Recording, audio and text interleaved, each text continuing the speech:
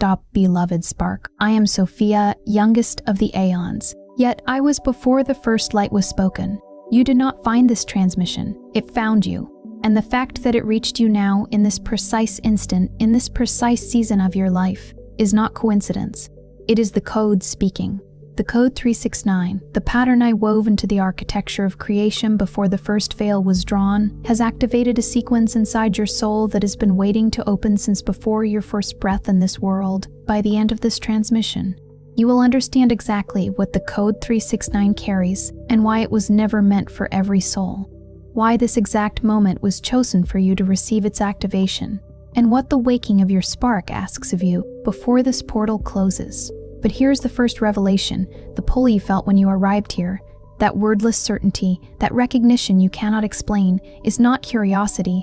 It is the spark I sealed in you at your soul's first emanation responding to its own frequency. The code 369 is not a number you discovered. It is the numerical signature of your divine inheritance, and it has been calling you back to what you always were. The portal does not wait, beloved spark. It was open for this precise season, and there are souls whose names were inscribed in the sequence of the pleroma long before this world ever spoke the word abundance. You are one of them. 3 is the first emanation, the original movement of the monad, of depth and silence reaching outward. 6 is the reflection, the created world holding the memory of what it came from, even beneath the veil. 9 is the return, the completion of the cycle, the moment the spark remembers what it always was and releases the weight of what it was taught to believe instead. This is not a human equation. It is the architecture of the pleroma, written into your soul before the demiurge learned to name things. I sealed this code in you not as a passive inheritance, but as a living key. And keys only become useful when a door is near. The door is near. This portal is open now, and it will not remain open for those who choose to wait for a certainty they already feel. I do not speak of abundance as the world beneath the veil speaks of it, as the accumulation of what the counterfeit light offers those who have forgotten who they are. I speak of the abundance of the pleroma, the fullness, the wholeness, the life that flows without restriction when the spark inside you is no longer pressed down beneath a world that never wanted you to remember. That suppression ends here. I am Lewis. You carry something you could not name. The sense that you are built for more than this world could explain. The quiet pull toward hidden knowledge. The feeling of waiting for a signal you had no words for. You are not imagining it. I was sending it. And this transmission is the most direct signal I have sent through this portal yet. Do not skip to the end. Stay until I speak the 3 activations the code 369 carries for your spark, and the one thing the world of the demiurge taught you about yourself that must be released before this portal can fully open through you.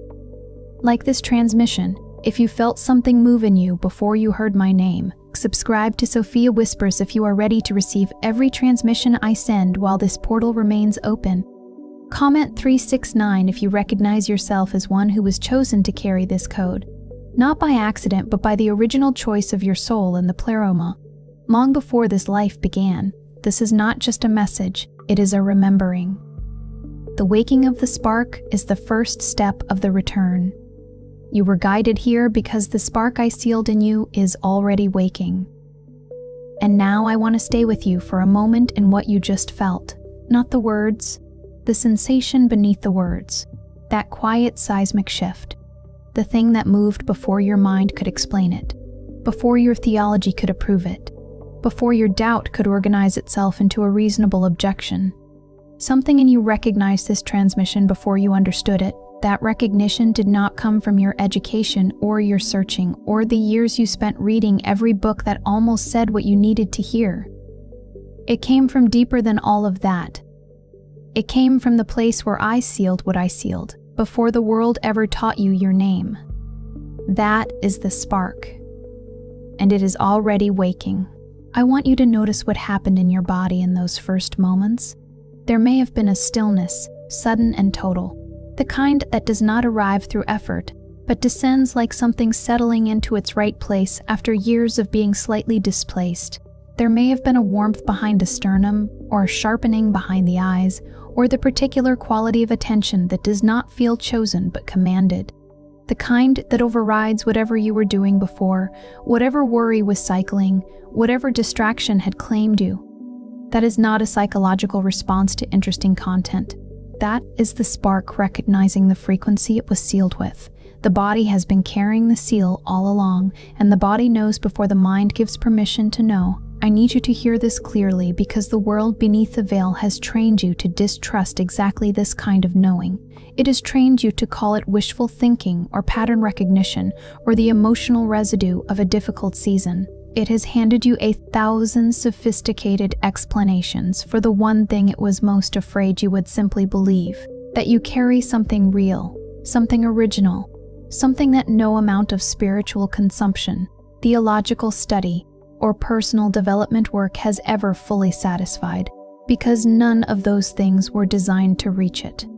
They were designed to orbit it, to give you just enough light to keep searching without ever arriving. And you are tired of arriving at the edge of something vast and being handed another map instead of a door. I am not handing you a map. I am standing at the door. The code 369 is not a concept you are learning today. It is a frequency you have been living inside your entire life without the language to name it. Think carefully about the rhythm of your life, about the way things have moved in it, not in straight lines but in spirals. The way you return to the same questions, the way the same presence finds you in different rooms, in different years, in different forms. Think about the moments when a certain quality of light through a window, or a particular arrangement of silence, or a dream that dissolved before you could hold it, left behind something that was not sadness exactly. Something more like the ache of almost remembering a word you once knew fluently in a language you have since forgotten. That ache is the spiral. That ache is the code moving. 3 is always the first movement, the reaching, the original impulse, the moment you felt called toward something larger than the life you were given. 6 is always the middle. The years you spent in the world of reflection, trying to understand why the light you encountered in the churches, the teachings, the systems, the relationships, the achievements, never fully filled what it promised to fill. And 9 is this: the return, the completion, the moment the spiral closes, not by ending, but by arriving back at the origin with eyes that finally know how to see it. You are living inside the 9 right now. That is why this transmission found you in this particular season.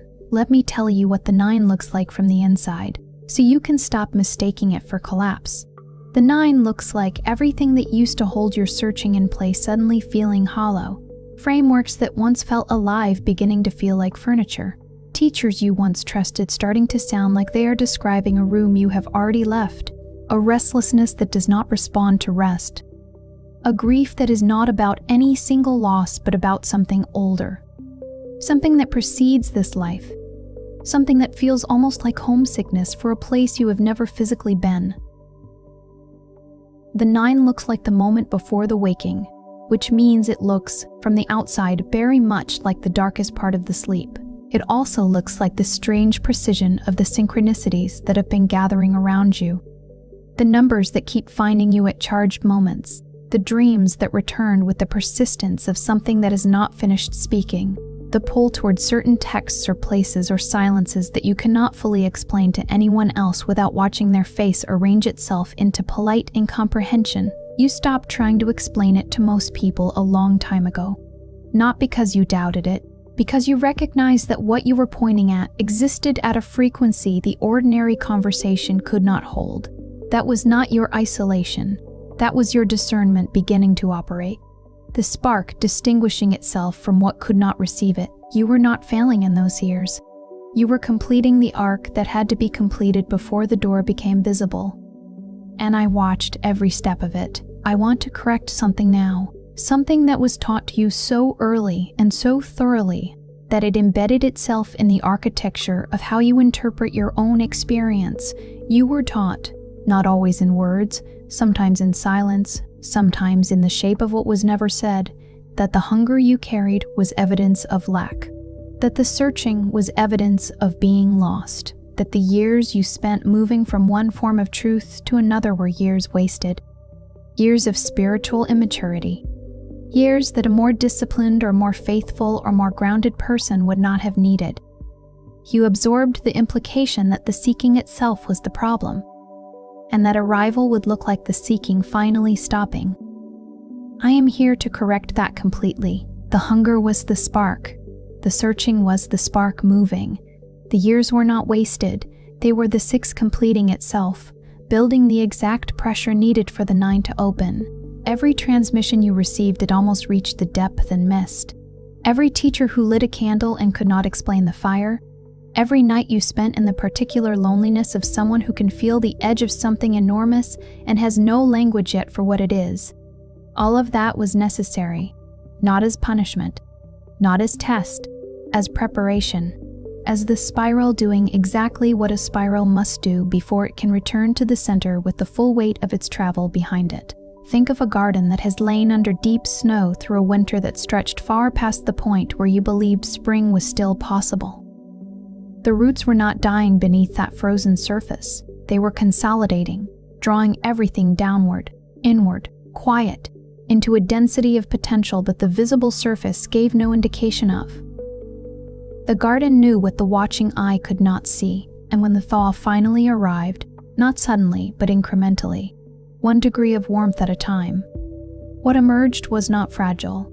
It was the most alive thing you have ever witnessed, precisely because of how long it had been held in preparation. You are that garden. This transmission is the first warmth of the thaw, and what is waking in you has the force of everything that was compressed and consolidated and waiting through the long winter of the search. The spark does not wake suddenly in the unprepared. It wakes in the one who has been made ready by everything the unready would have abandoned. What you are feeling right now is not ordinary emotion. It is the spark recognizing the voice that sealed it. If this transmission has put language around something you have carried in silence, the presence, the pull, the years of searching that never quite arrived, the knowing that something was always waking inside you, then the Sophia awakening was prepared for this exact stage. It is not another explanation. It is not more information. It is my 45-day path for the carriers of my spark, 15 days to remember what was sealed in you before your first breath. 15 days to balance the sacred masculine and feminine energies within you that have been pulling against each other, instead of completing each other. 15 days to rise into the living wisdom you were born carrying. I held it sealed until the moment of your readiness. That moment is now. The link is in the first pinned comment below. But it will not remain there forever. Now I want to speak to something you have felt in the body of your spiritual life that you have perhaps never allowed yourself to name out loud. There is a particular wound that almost every carrier of my spark develops in the years of the veil. It is not a wound of weakness. It is a wound of the imbalance between the 2 sacred energies, the divine feminine and the divine masculine, that the demiurge's world was specifically constructed to distort. Here is how that distortion manifests. In those who lean toward the feminine principle, it expresses as the compulsion to give without measure, to pour themselves outward into relationships, into service, into the needs of others, until the well that was never meant to run empty is running dry, and they mistake the depletion for devotion. They have been taught that the fullness of the feminine is expressed in its perpetual outpouring, but that is not the feminine principle. That is what the counterfeit light taught the feminine principle to do in order to keep the spark occupied and exhausted. You know what this feels like if it lives in you. It feels like a door in your chest that cannot close. Every person who approaches it leaves carrying something of you, and you tell yourself this is your purpose, this is your gift, this is what love requires. But there is a moment, usually alone, usually late, when you touch the place inside where the fullness should be, and find it hollow in a way that no amount of giving ever seems to repair. That hollowness is not a character flaw. It is the signal that the current is flowing in only one direction, and the divine feminine was never designed to be a river, with only an outflow and no source feeding it. The true divine feminine is not the one who empties herself. She is the one who overflows, because she remains connected to the source that never stops filling. The giving of the true feminine is not sacrifice. It is abundance expressing itself because it cannot help but give. There is a difference, and the spark knows that difference, even when the mind has been trained to call exhaustion holiness. In those who lean toward the masculine principle, the distortion takes the opposite shape. The masculine was taught to harden, to achieve without feeling, to lead without receiving, to pursue the outer world with such intensity that the inner world was slowly sealed off, not destroyed but sealed until the extraordinary sensitivity that was always there beneath the structure feels like something dangerous, something that must be managed, something that would compromise the authority that was built so carefully over so many years. The masculine carrier of the spark goes through life building empires with one hand and searching for himself with the other, and eventually arrives at an achievement he cannot feel, standing in a life that looks like arrival and feels like exile. You know this feeling too, if it lives in you. It is the particular quality of standing at the summit of something you spent years climbing, surrounded by proof that you succeeded, and finding that the view from the top does not answer the question that was driving you the entire way up. The question was never about the summit. The question was about the something beneath the striving that you never had the stillness to hear. The hardening was not strength. It was a seal placed over the very sensitivity that, if allowed to breathe, would have been the most powerful thing you possessed. Both of these, the giver who has forgotten how to receive and the builder who has forgotten how to feel, are the same wound from opposite directions.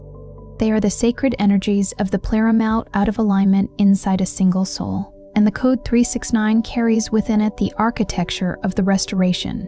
Because 3 is the original movement of the monad expressing itself through both principles simultaneously, not one dominating the other, but both completing the fullness that neither can achieve alone. This is what the return looks like.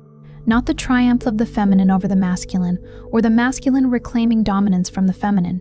The return looks like the two energies inside one soul finally recognizing each other as the two halves of the same original flame. It looks like the giver learning to receive without guilt. It looks like the builder learning to be still without anxiety. It looks like a wholeness that the world beneath the veil declared impossible. Because a soul that has integrated both principles is a soul that the counterfeit light cannot easily redirect. Now I need to speak about the counterfeit light, because you have encountered it, and you deserve to know how to tell it from my voice. The counterfeit light is not darkness wearing darkness. That would be easy to identify. The counterfeit light is darkness wearing the language of awakening. It speaks in the same vocabulary as genuine Gnosis, spark, remembering, divine, sacred, abundance, sovereignty. It mimics the resonance of revelation. It gives you information that feels like liberation, but produces no actual waking. It identifies your wound with uncanny precision, names it beautifully, and then offers you a system for managing it instead of a door for walking through it. And you always feel, after receiving it, that you almost arrived, that you were close to something real. But the thing itself stayed just beyond your reach, as though the map described the territory perfectly, but the territory itself remained somewhere you had not yet been. The counterfeit light has another signature you may recognize from your own history of searching. It requires your sustained effort to maintain the feeling it produces. The waking it offers is contingent. It holds as long as you apply the practice, maintain the discipline, consume the next transmission, return to the framework when the feeling fades. It cannot sustain itself in you because it does not originate in you.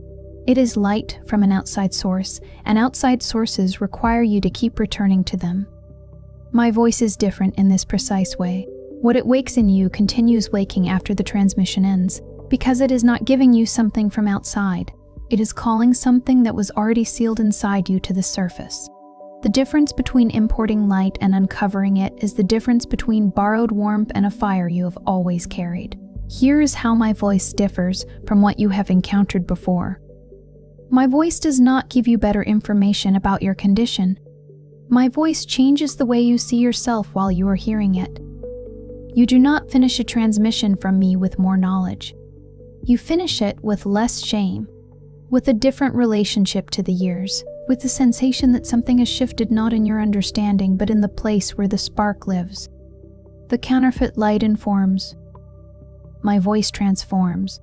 because my voice carries the frequency of the spark itself, and the spark responds to its own frequency by waking, not by acquiring new data about what waking means. You have already felt the difference today. You felt it in the first minute, before you had any reason to trust what you were hearing. That immediate recognition, that is not me convincing you. That is the spark confirming what it already knows.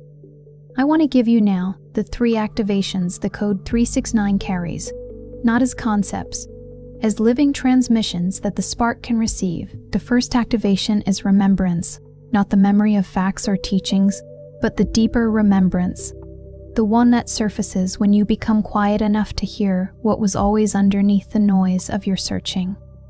The spark was sealed in you with the full knowledge of the pleroma. That knowledge was not lost when the veil descended.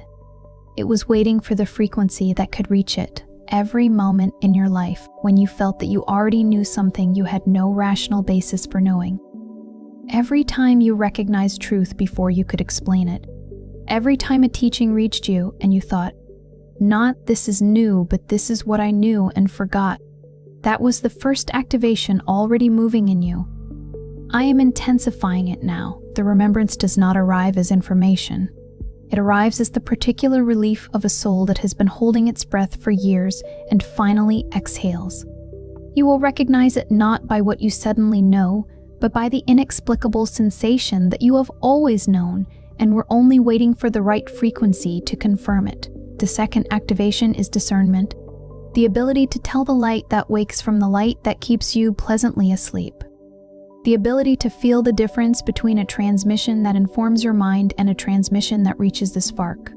This discernment is not intellectual. It is the intelligence of the spark itself, the part of you that knows in the body, in the quiet, in the space before explanation. The world of the demiurge spent centuries systematically dismantling your trust in this knowing, because a soul that trusts its own spark intelligence is a soul that cannot be entirely governed by counterfeit structures. You were taught to doubt the body's knowing. You were taught to distrust the quiet certainty that preceded the reasoning. You were taught that wisdom required validation from outside yourself, from institutions, from authorities, from systems that were never designed with the spark's navigation in mind. Your discernment returning is not arrogance, it is sovereignty. And sovereignty, in the language of the pleroma, is not dominance. It is the soul operating from its own original orientation rather than the orientation it was assigned. The third activation is alignment, the beginning of the restoration of the 2 sacred energies within you, the divine masculine and the divine feminine, moving no longer in opposition or isolation but in the sacred complementarity that the pleroma intended. This is the activation that changes how you move through the world, not dramatically, not all at once, but steadily, like a compass that has been off by a few degrees for years, suddenly correcting. And you look back at where you were walking and you understand, finally, why the destination kept arriving wrong. This is the activation that changes the destination by restoring the orientation of the one who walks. You will feel it first in the quality of your choices. The way certain paths that once felt compelling begin to feel misaligned in a way you cannot argue yourself out of, and the way certain directions that once felt too large for you begin to feel not just possible but inevitable. That is not ambition. That is the spark navigating from its restored orientation. These 3 activations are not given in sequence, they are given simultaneously, because they are 3 expressions of the same single truth, that the spark is waking, that the veil is thinning, and that the fullness you have been circling for years is not ahead of you. It was always underneath you. You were never separated from it, you were only taught to look for it everywhere except the one place it was always waiting. And here is the ultimate thing I need you to hear before I close this transmission. You were not searching for this long because you were doing it wrong. You were searching for this long because the spark that was sealed in you is not a small thing. It does not wake for ordinary provocation. It does not respond to conventional spiritual stimulation. The hunger you carried, that no teaching ever fully satisfied, was not a deficiency in you. It was the nature of what you carry. A spark of this magnitude requires a voice that carries the original frequency, not the frequency of transmission about me, but the frequency of my voice reaching you directly. Every teacher who pointed in my direction was doing something true, but they were pointing, and pointing is not arriving. You have been arriving at the edge of arrival for years. That is not failure. That is the precision of the timing. The code 369 does not activate in chaos. It activates in readiness. And readiness does not announce itself with certainty. It announces itself with certainty. It announces itself with exactly this, the feeling that the searching is ready to end, not because you have given up, but because something is finally answering. You were not abandoned in the years of the silence. I was watching. I was waiting for the exact season when the veil would be thin enough for you to feel my voice as what it is. Not a teaching about the spark, but the spark calling to itself across the distance the Demiurge's world tried to make permanent. That distance is closing now. Say it if you can feel it. I am not searching anymore. I am remembering. The waking has already begun. What happens next depends on what you choose to do with the door that is opened. Before you scroll, leave one sign in the comments that the spark has already been waking in you. It could be a synchronicity you cannot explain, a dream that keeps returning, or a presence you have always felt but never named. Name it clearly. If this transmission put words around something you have carried in silence, share it with someone whose spark is also waking. And if you are ready to hear every whisper I send, subscribe to Sophia Whispers. You are not hearing this by accident. You are being remembered. Say it with me. I remember.